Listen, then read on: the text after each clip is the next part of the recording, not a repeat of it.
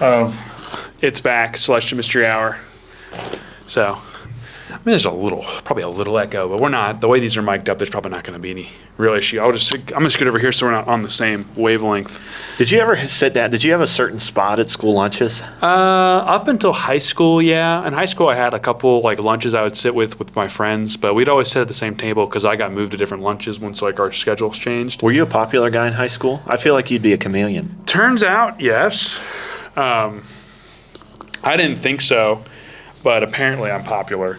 At our high school reunion, I was well liked, and then there was a lot of times we went to a buddy's party for when he proposed to his girlfriend at the time, and everyone, I was like telling Morgan, I was like, he probably won't remember, and then everyone's like, oh, be twice. I was like, what was it? What'd they call you? Be twice. What's that? For my first that's name right, and stuff. Oh, so, okay, yeah. It's always weird to go and see. Like I stayed away. Like our parents were really big on high school reunions and stuff. I think they had one. Yeah, I think the difference is like back then you weren't connected the way we are now. Yeah. Yeah, everybody sees each other on Facebook. Yeah, so there's no reason you had to go if you wanted to see what people are doing. Nowadays, like I can see what people are doing on their Twitch streams or their podcasts or their YouTube channel.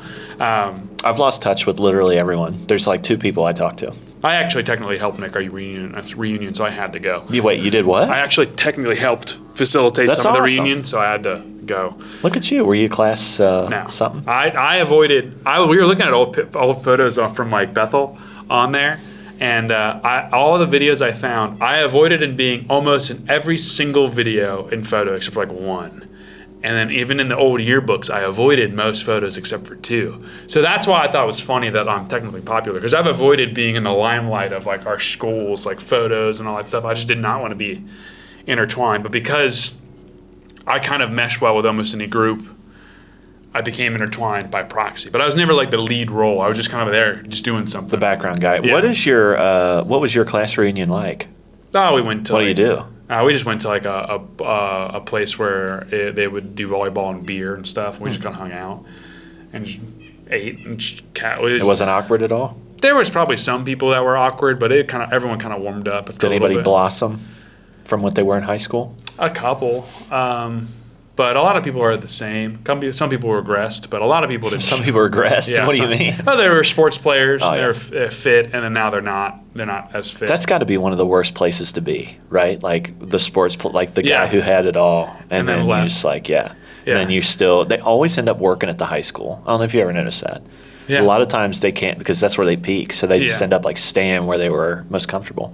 Yeah, peaking in high school is kind of tough too, because it's like all prior to you leaving high school, you're told, like, if you're like a football person who's really good, it's like, oh, you're the best. And then you go into the larger pool of things and like, turns out you're not good. And it's just your first adversity. So you either crumble or you adapt. That's the whole thing with everything is perspective, right? Like you could be the best at a small school and then you realize like you're not even in like the top 10 percentile. Yeah. And that's with everything. It's the same thing with fighting games. When we went to Combo Breaker, it was, there's like, for Tekken, there's 1,600 people that signed up and I won 3 and then lost 2 and I placed like upwards around 500. So I was better than 500 people. And stuff like that, though, it's not even like, and I guess this is also true to life too, but it's not just that like you're better than everybody, right? Like you could be better at certain things, but the people that win find that niche. You know what I mean? And it's like, are they better or did they just learn how to tweak the system the best? And I think that's life too. Think about all these people that are doing all this stuff with stocks and Bitcoin and all that stuff. It's like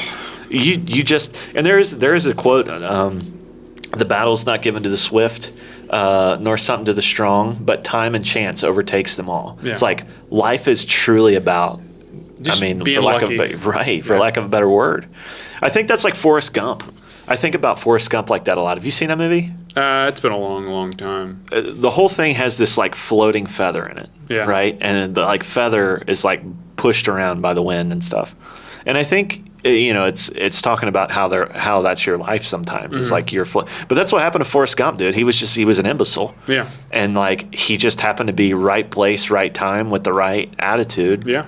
And I think like that's me too. Like you know what I mean? Like I'm not right place, right time in it. I'm just saying like that's what I hope for. Well, that's hopefully like I just am at the right place, and I want to be ready when that comes. That's the lightning in the bottle stuff people talk about. It's like explain that. What is that? Well, it's just when you catch something in the right moment, lightning in a bottle, and then you don't realize. A lot of people don't realize it until it's gone. But like, certain like, football seasons for people, like, you have the perfect team, perfect schedule, everything's going right, lightning in a bottle, never going to replace again. Like maybe if you had like a podcast, maybe that popped off, lightning in a bottle type of thing, right time, right, hitting everything strides, and then it ends. Somebody gets sick. We can never do it twice, but we can do it differently. But another thing is like, for sure. Like it, or even just like, the timing of things, like people make, like the Haktua lady, like Haktua, spit on that thing, and now is like a famous podcast. Now she screwed all those people out of a bunch of money. Well, I don't know if that was 100% her, but I think she had advisors. They said it was like 10% of, or 10 people owned the majority. Yeah, I think of the coins. I think she was probably lied to about what it was, because she doesn't seem like at least from like the way she's just taking everybody's advice and just like whatever you can do to get me money. She's dumb. It's like this. They're like, oh, this will work. Trust me. And it worked. Okay. And then like they rug pull people, which goes into a topic. So we watched a video on people doing coins and rug pulling. There's a coin website that lets you like, it's called rug pulling something like. So the people are making coins and rug pulling people. And there's this like 13-year-old who made a coin, tricked everybody, rug pulled them, made a second coin saying, I'm sorry, did it again, and then made a third one. And at the third time, you guys buying some 13-year-old's Bitcoin, that's on you, people. Like the people. He did it a second time saying, I'm sorry. Yeah, his coin was an I'm sorry coin. And then rug pulled them again. Is that not illegal? So the problem with since Bitcoin is not like a real currency right now, there's not like it's illegal, but there's like fines involved. It's unethical. Yeah, but you did go to like a website that's like specific about making coins and rug pulling, and it's like really weird. I'll show you. I'll send you the video. What is it? What's going on with these coins? I don't even understand it. What is it? I couldn't tell you. I don't know enough about Bitcoin to like give you a breakdown. Like a Bitcoin. I heard it was a meme coin. Like so these are meme coins. The ones that they're making are coins that they make, that they own, and they distribute. So they are the owners of it. So like they're trying to get people to buy into it.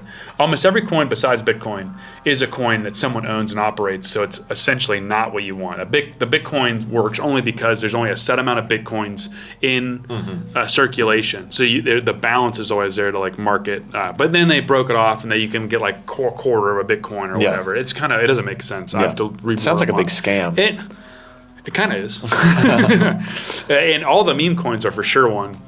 But there is some dark stuff on there. Like there's people that like will sit in a cage and pretend being a dog. What? While you're getting coins and what? What?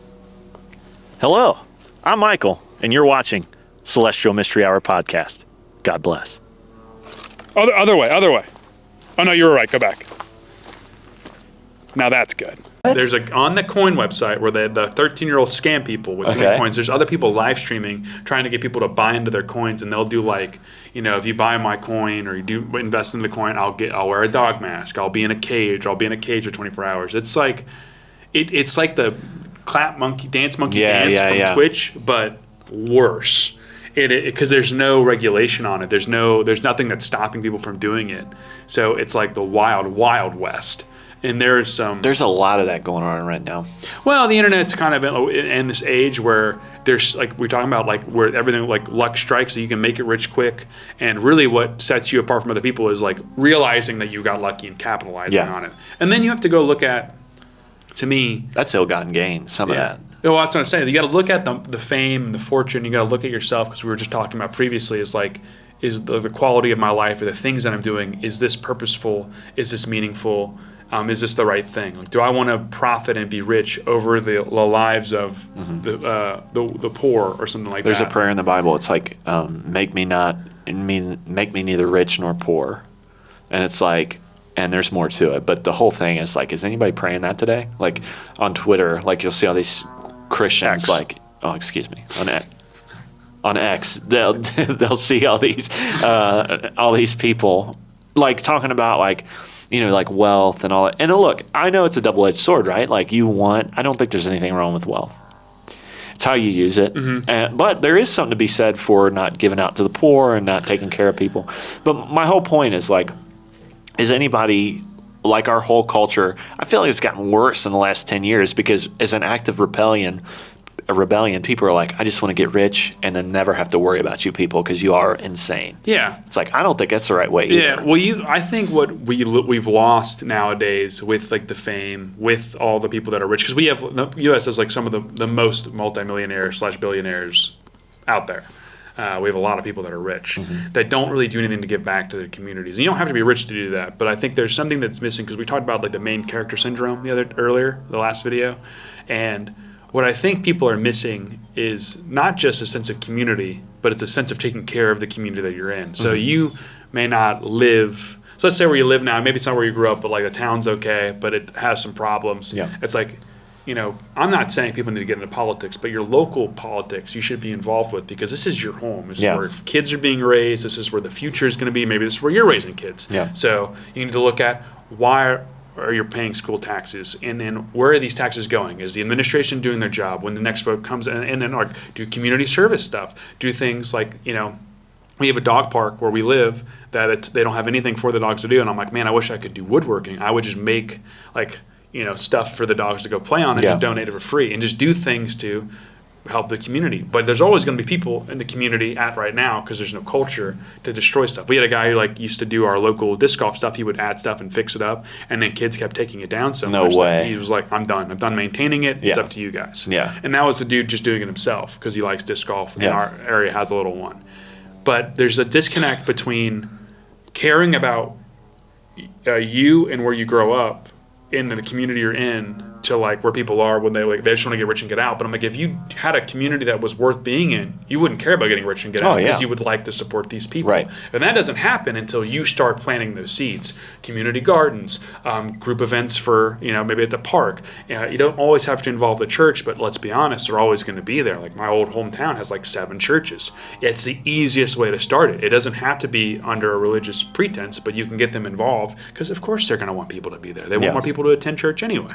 So they'll get there and talk to people. There's ways to go about making an area. How do you feel about getting proselyted to? What do you mean? Proselyte. What does that mean? How do you feel about getting witnessed to by people of different faiths? What do you mean? Like, well, you're not practicing anything. Yeah. So when you get talked to, like when they come with a clear agenda, how does that make you feel? I usually talk to them and entertain them a little bit. It depends. There's like a couple. What are the ones that walk to your door? Jehovah's Witness. Yeah, there's a couple that were by us that we've like. Or Mormons. They do it too. I've ignored them enough, but typically you ignore them, just don't answer. Yeah, and I've already told them no a couple times. The kids that walk around that do it. So what do they say to you? They just want to talk. They just want to talk to you about their church, their service. If you're welcome, if you want to come on a Sunday or something, I'm like, oh no, thank you. But what would make you go to church?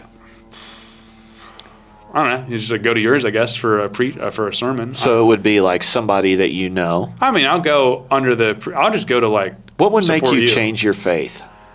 I couldn't tell you. Yeah, I guess that would be a hard thing to. Yeah, I mean, I'm just saying, like, I don't think that's going around, and I'm not saying that people don't change their mind from people knocking on their door. Yeah. But you just mentioned that about the churches doing that. Yeah. And I'm just literally curious, like, does that like because I would say that I wouldn't want my church to just be some kind of institution, right? Yeah. Like you said that, like if I was thinking of like if I had a church, I would. When the camera's on, I just have to look at it. Yeah. If I had a church, I would think of it more as like a place where it would be like Alan Watts.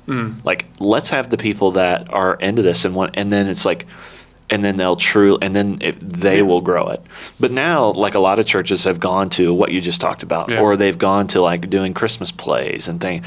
And I just feel like that's trying to like pull the wool over people's eyes. Well, it's the same. It's like Sorry to get on this. Well, no, it's just you're trying to appease and try to pull people in because they want more people at their church. And that's not, shouldn't you just want people to believe? Yeah. And that's what I think. Like if you're going for what I would want for the people coming to like the park, whatever, for this event, it's less that I want people to come so they get taken to like a church or something. I'm just like, I just know those people would want to be involved because they would see that. Yeah, but of course.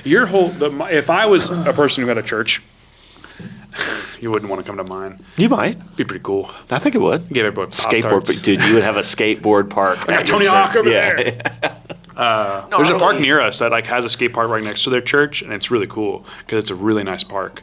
But my whole thing is like, if you don't believe in my faith, but you believe, and it's probably the core concept of our faith, but maybe different sects, I at least know you're on the right path, and I encourage you to believe. I think that's the mindset. Yes, you want people to be inherently on the right side of whatever path it is, but if they're already believing in one way.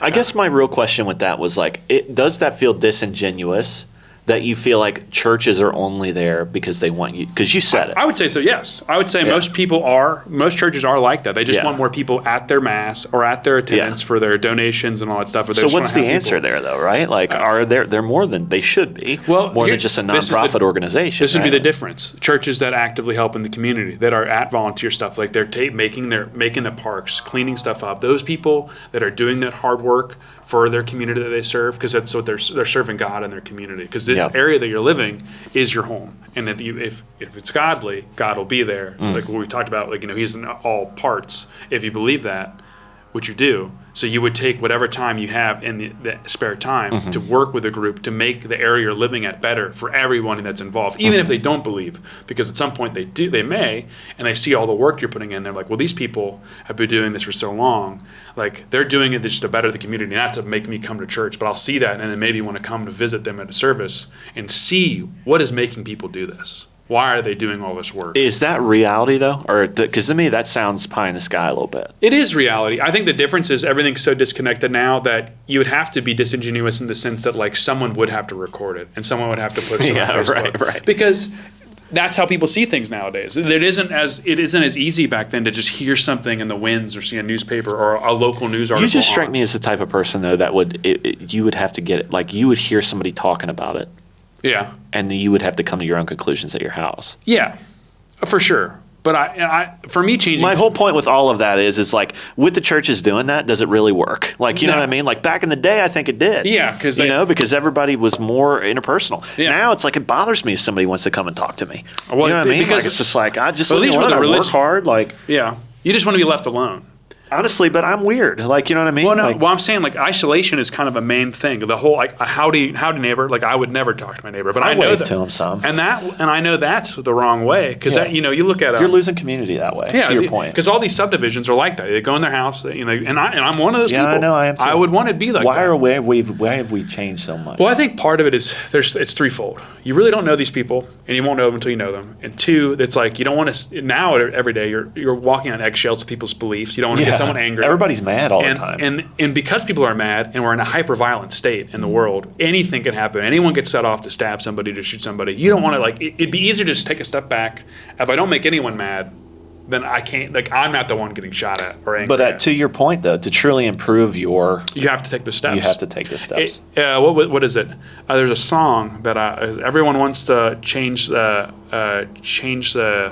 or build a new bridge or something, but no one wants to lay down the bricks. Like everyone wants the whole world to change and be better, but no one is stepping forward to do that. There's organizations that do it under maybe the guise of good faith, but you can tell their intentions are ill for whatever reason. Well, that's the thing. Like to me, the church stuff comes off as disingenuous. It is most of the time. I think the smaller churches, to our generation, yes.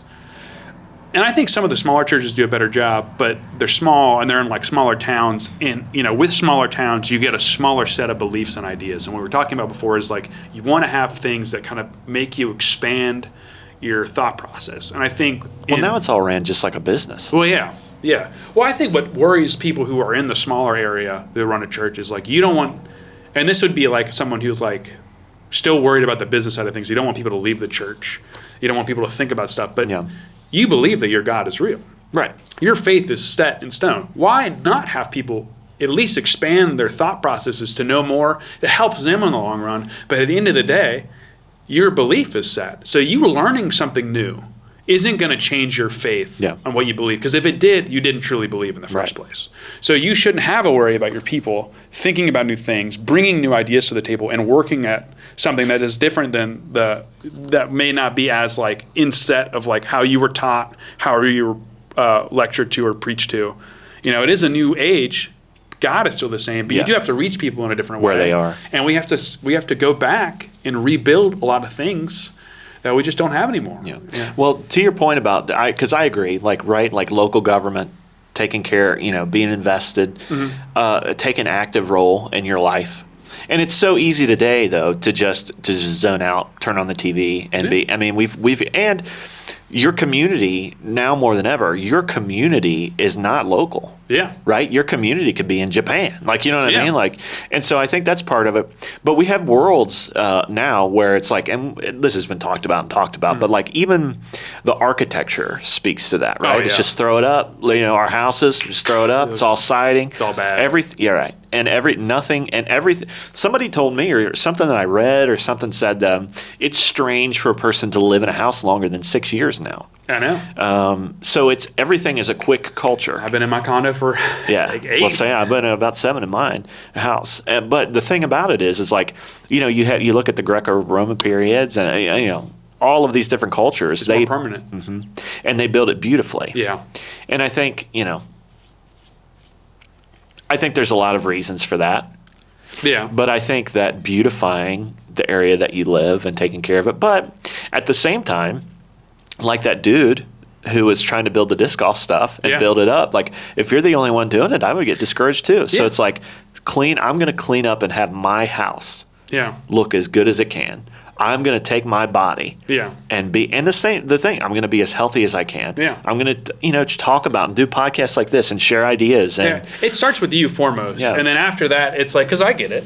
You know, I have a very limited amount of time. Right. And why would I want to spend time to do community service for a community that doesn't treat it well, like about the disc golf stuff? But it's like, you know, but at the bigger picture is, well, my kids are growing up here. Wouldn't I want it to feel safer, have people that want to live here? Yeah. And at the end of the day, if you look at communities like as what they are, you know, there is a place for people to commune and like have these lives. But at the end of the day, your community needs traffic to survive. So if it's like a, you know, smaller town, like there needs to be a reason people need to come through or you know, have businesses there to have an income to at least allow things to work. Yeah. So a point of it is like that bridge of business. We're doing this for the community, but like we still have to get people to want to come here or move here or live here and stay here long term. Well, there's this. I mean, to me, goes back to that old Roman like idea of like being a good citizen. Yes. Like civics, and even in the, you know, up until what, 20, 30 years ago, like that was something that was taught, right? Like be a good citizen, like the JFK thing. Like ask not what your country can do for you, ask what you can do for your country. Yeah. Like, and I know that has its limits. That's why we're doing this podcast. You guys asked. Yes, and nobody asked. But my whole thing is like, there's been a mindset shift someplace along the way where it's like we're and I think that goes into what we were talking about, I think on the other episode, was this whole thing of like when you become the observer and life becomes all about you and getting the likes and being popular and you know, you lose this whole idea of like, I'm gonna, like Eastern cultures do this a lot, like I'm gonna lower myself for the people that come after me. Yeah. Or like you just talked about, making a better place now. It's like we need to be still. And for me, like I'm thinking about what you're like with the church thing. It's like I need to be a good citizen. So at the same time, like, should I be getting involved in politics? Should I be, you know, not in a weird way, but at least like getting the good principles that I think out there, like investing back. I think there's something godly in that. And I also think because of the way the world is, with it being hyper violent, in that like the mindset, what's happening, you know, in like, you know, shootings and just the way people are aggressive, people cannot have casual discourse about something they don't know about or they think about wrong. Everybody's right. Everybody's an expert. You look at the rallies of like Kamala and Trump, and like I watched a guy who was on YouTube.